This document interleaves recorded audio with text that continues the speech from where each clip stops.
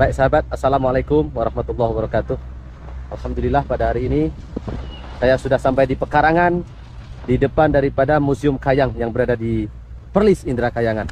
Baik sahabat, saya akan menunjukkan kepada sahabat bagaimana area di sekitar sini dan Museum Kota Kayang ini. Saya akan menunjukkan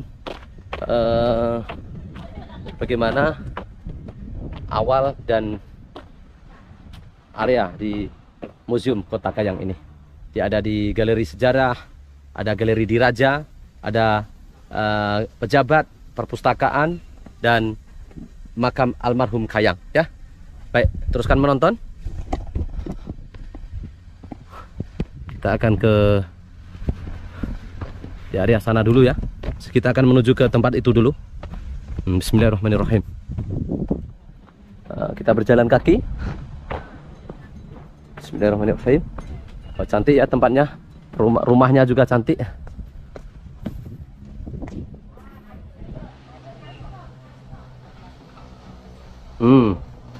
Jika datang di sini, oke,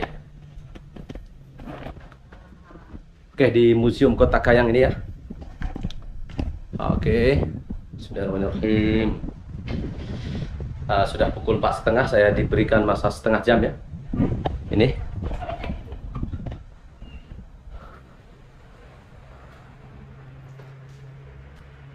oke, ada di sini adalah Kota Indra Kayangan. Negeri Perlis suatu masa dahulu merupakan sebagian daripada negeri Kedah ya. Ini tertulis di dalam sejarah. Jadi negeri Perlis ini dahulunya adalah sebagian daripada negara Kedah. Kota Indra Kayangan adalah sebuah kota kerajaan negeri Kedah yang dibina oleh Sultan Dihaudin Al-Mukarram Syah Ibni Almarhum Sultan Muhyiddin Mansur pada 1661 Masehi hingga 1678 Masehi. Kota Indra Kayangan merupakan pusat pemerintahan negeri Kedah, dan disinilah Baginda bersemayam. Jadi di sini ada makam daripada Baginda. Bismillahirrahmanirrahim. Dan di sini ada menjelang kewujudan negeri Perlis, dan bagaimana kewujudan negeri Perlis ini sangat berkait rapat dengan pergolakan politik yang berlaku di negeri Kedah ya. Jadi negeri Kedah pernah ada pergolakan politik pada tahun 1821 hingga 1839. Ini setelah pergolakan ini berpunca daripada serangan dan penguasaan kerajaan Syam ya. Jadi Thailand menyerang negeri Kedah, dan atas keazaman untuk memiliki kembali wilayah Kedah, orang-orang Melayu kemudiannya telah melancarkan serangan secara besar-besaran antara tahun 1838 hingga 1839, dan ini semasa penguasaan Syam, kuasa pentadbiran dan kawalan negeri Kedah di bawah tanggung jawab Raja Ligor. Ini sudah tertulis di dalam sejarah ya. Jadi dahulunya Kedah perang habis-habisan untuk melawan tentara Ligor dari Syam ya. Ditulis di sini Bandar Kangar Town ya. Oh, sudah ditulis di dalam buku sejarah. Ini ada pembukaan Bandar Kangar semasa zaman pemerintahan British. Kita akan sampai di sini. Dan ada pembukaan rasmi Pekanbaru Kanga oleh Raja Syed Syafi pada tahun 1898. Dan pembukaan Pekanbaru ya. Selepas British ada Pekanbaru ya. Dan di sini tertulis sejarah ya. Ada apa di dalam ini? Ini tentara Thailand ya. Ini Perlis di bawah pentadbiran Syam. Jadi pernah di bawah pentadbiran Syam pada tahun 1943 sehingga 1945. 2 tahun di bawah pentadbiran Raja Ligor, tentara Ligor, yaitu di Syam. Ini sudah dipimpin oleh kerajaan Syam. Dan ini Perlis di zaman Jepun 1941 hingga 1943. Di bawah Jepun hanya sekitar 3 tahun ya. Tentara Jepun mulai memasuki tanah Melayu dari arah utara melalui negara Syam. Jadi Thailand dahulunya buat untuk tentara Jepun bersinggah dulu ke Thailand sebelum masuk ke Perlis ya. Inilah Jenderal Jepun yang memimpin serangan di Asia, di Malaysia, di Indonesia, dan di berbagai kawasan ya. Ini pedang-pedang samurai masih ada ya. Topi dan pedang Jepun. Di sini masih entah asli atau tidak, masih ada samurai ya yang diabadikan di sini. Dan kita boleh lihat lagi sahabat, laluan penghantaran bunga emas. Jadi tak nampak ya. Oke. Oh, ada laluan penghantaran bunga emas. Ini laluan-laluan dahulu yang dilalui oleh para pengabdi istana untuk menghantar bunga emas kepada kerajaan Thailand, karena dahulunya di bawah kekuasaan Thailand ya. Ada arkeologi di sini. Kita masuk di sini ada arkeologi. Arkeologi adalah benda-benda bersejarah yang diabadikan. Oke, seperti ini. Lokasi Batu Aceh. Alhamdulillah. Ini sahabat, ada lokasi Batu Aceh di negeri Perlis ya.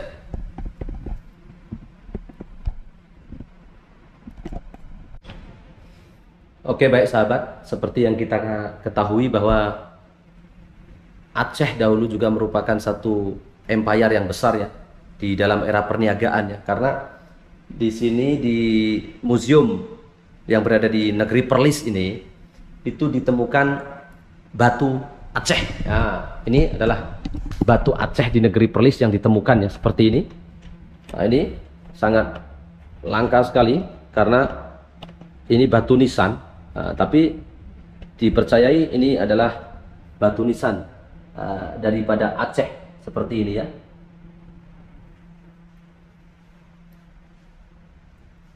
Ini mungkin dulu diimpor dan dibawa daripada Aceh.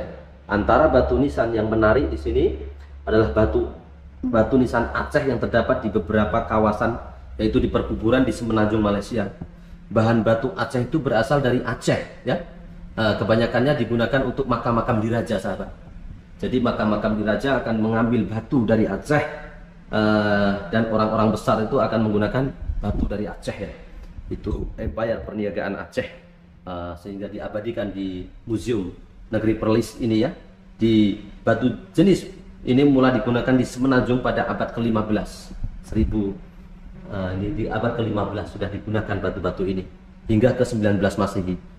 Dan batu tersebut mempunyai berbagai bentuk. Jadi ada bentuknya macam-macam ya. Ini bentuknya seperti ini, diukir, dan seperti ini. Ini digunakan sebagai batu nisan orang-orang besar, yaitu anggota keluarga diraja ya. Diabadikan di sini. Gua Tegun Lembu. Ini ada Gua Tegun Lembu. Di mana ini?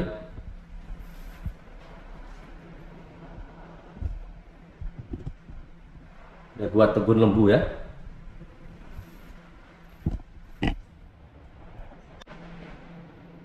Oke sahabat, ini kita mengenal mata uangnya. Mata uang di sini ada duit timah, perak, dan Selangor. Ini duit dulu seperti ini ya. Kita mengenal mata uang. Ada pitih perak. Ini mata uang seperti ini dulu. Duit pitih perak. Duit pitih perak. Ini yang pecah ya. Dan ini duit pitih perak juga. Duit seperti ini yang dahulu. Duit timah perak. Ini timah ya, duit dulu ya. Dan ini seperti bunga. Duit emas Kijang di Kelantan, Kijang Gold Coin, dari Kelantan ya. Ini tampan Pahang, duit timah perak, duit emas Johor, Oh, dulu di Johor pun asing duitnya ya. Ini seperti ini. Duit perak Kedah zaman pemerintahan Sultan Muhammad Jiwa. Duitnya seperti ini ya.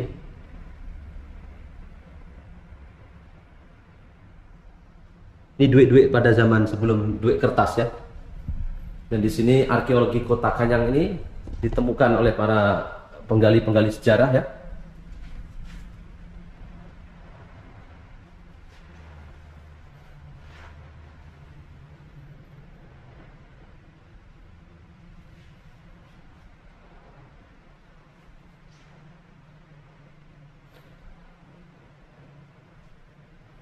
Ada lagi, oh ini yang di sini suatu zaman batu zaman dahulu ya, tapi sayang di seperti seorang mangki ya.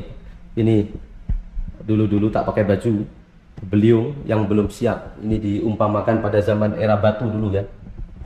Nah, ini yang selalu Dr. Solehah Yaakob menantang ya. Orang dulu bukan seperti ini ya. Ada peradaban. Nah, dan ini mata beliung.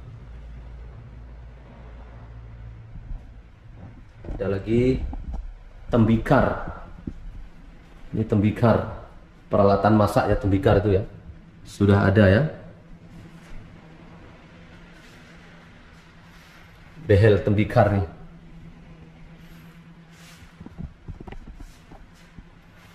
Kebudayaan Hwabihian.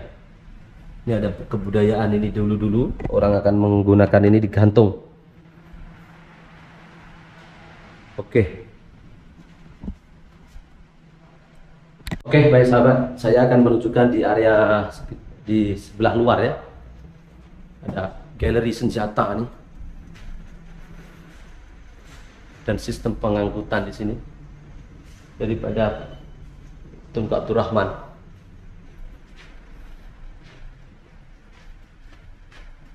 Ya kan? Ada galeri senjata di sini. Tapi tak kelihatannya, mohon maaf sahabat, tidak begitu kelihatan. Nah, ini disimpan senjata-senjata atau peralatan-peralatan di sini. Jadi kawan-kawan boleh datang ke sini untuk melihat sendiri bagaimana di Museum Kota Kayang ini ya,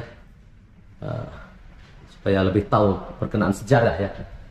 Di sini ada senjata-senjata yang masih disimpan elok. Nah, ini yang digunakan oleh, ini ada keris Sundang ya. Sundang merupakan senjata terbesar dalam keluarga keris. Ia tidak terdapat di mana-mana negara lain karena ia benar-benar identiti hak orang Nusantara. Jadi keris ini adalah satu identiti daripada orang Nusantara, yaitu orang Melayu, orang Indonesia dan lain-lainnya. Nah, mereka menggunakan senjata keris. Ini.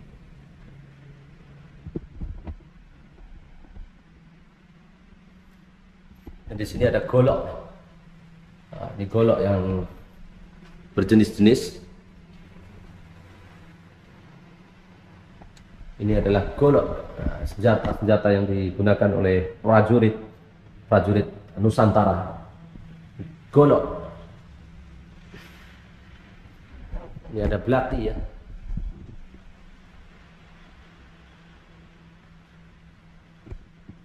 Ada buku 5. Ini diletakkan di tangan untuk sebagai penepis ya ini. Jadi dimasukkan jari di situ. Ada meriam. Ini meriam terawal Melayu kurun ke-15. Dipercayai berasal dari Jawa, Brunei, Minangkabau dan Aceh. Pada zaman dahulu sudah dari Jawa sudah pun membuat meriam ya, meriam lela. Ini busur anak panah ya. Ini biasa digunakan oleh para prajurit untuk melakukan serangan di atas kuda ya, dari atas kuda ya. Dan juga ada tulup. Ini adalah sumpitan yang digunakan oleh orang-orang dahulu, menggunakan tulup atau sumpitan ya. Ini sangat mematikan ini. Dan ada keris yang dipegang oleh Tuanku Sayyid Sirajuddin. Keris adalah senjata warisan budaya Melayu. Ini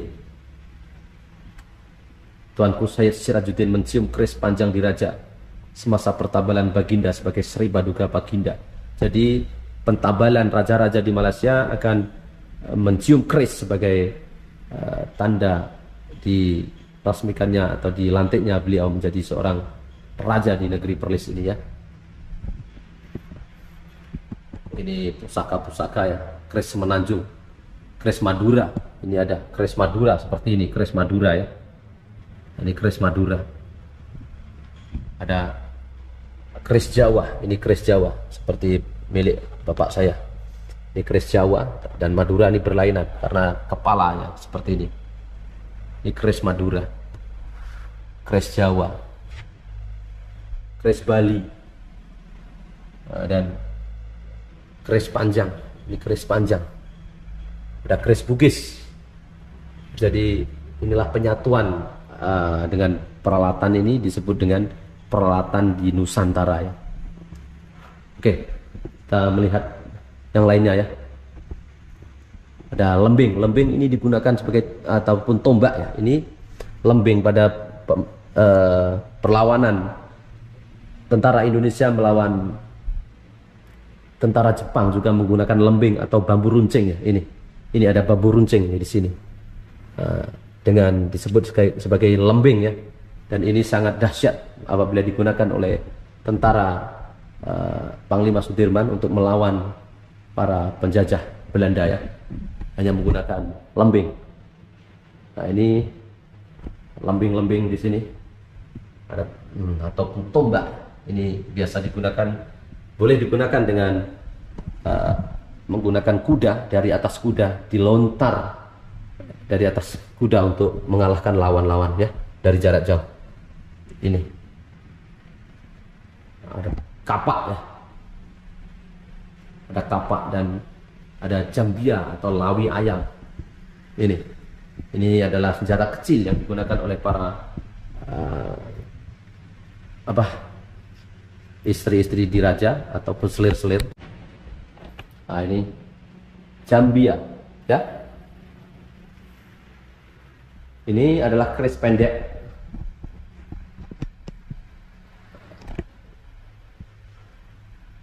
Di sini ada keris pendek.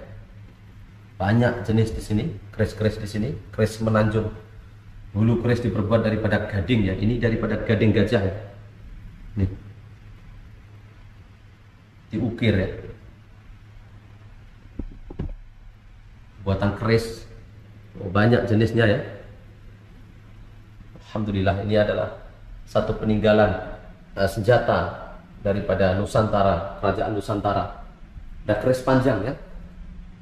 Ini pun keris panjang, tapi ini lebih panjang ya, Masya Allah. Kita akan akhiri video ini.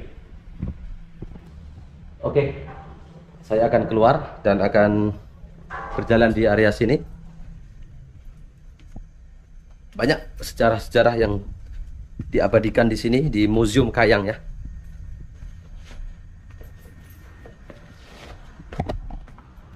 Tuan, gua yang di dalam tadi, gua itu ada di sini kah?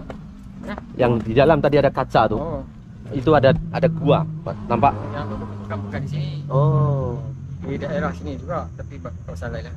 Yang ini semua? Yang ini semua kalau you nak masuk situ, you boleh tengok ada makam raja.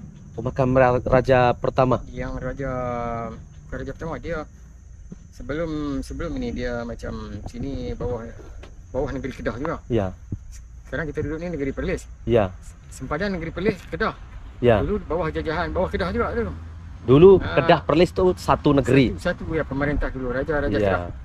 Lepas itu dia sini makam ni makam Raja Kedah lah. Iya. Yang abad ke-15. Tuan, sana lah berziarah. Kalau ada berpeluang besok, kalau ada masa lagi, insya-Allah dia ada. Besok ya. Ha. Oke. Kalau ni menginap di mana? Sini. Saya nak balik di Pining. Hari ini balik ni. Insya-Allah. Kalau macam tu besok maya sini lagi lah. Itu macam makam daripada Raja Perlis yang pertama. Yang bukan yang pertama, dia macam anak raja. Dia macam dia membawa diri lah. Dia bawa diri dia sampai sini, dia macam dia nak, Bertapa. dia bertapak sini, dia nak jadi macam dia nak menjajah sini lah. Jadi dia tumbuhkan sini kota Kayang ni, Kota sejarahnya tu. Kota ni kota pertahanan lah dulu. Oh. Sebab tu dia nampak cantik lah. Ya. Dia dikelilingi oleh Kelilingi oleh bukit. Asal serang apa ni, siap serang Tentara Ligor. Itu makna itu makam tuh daripada Siam atau makam tu yang keramat Kedah. Oh, baik. Saya datang sana. Ya, dia ada maklumat itu, Ada maklumat. Ada maklumat. Baik. Boleh baca. Baik. Terima kasih Tuan. Baik, sama. Nama siapa tuh? Saya Idrus. Idrus, saya Muhammad Rodi ya. Muhammad Rabi. Ah, ya. Dari mana Idrus? Daripada Surabaya. Surabaya.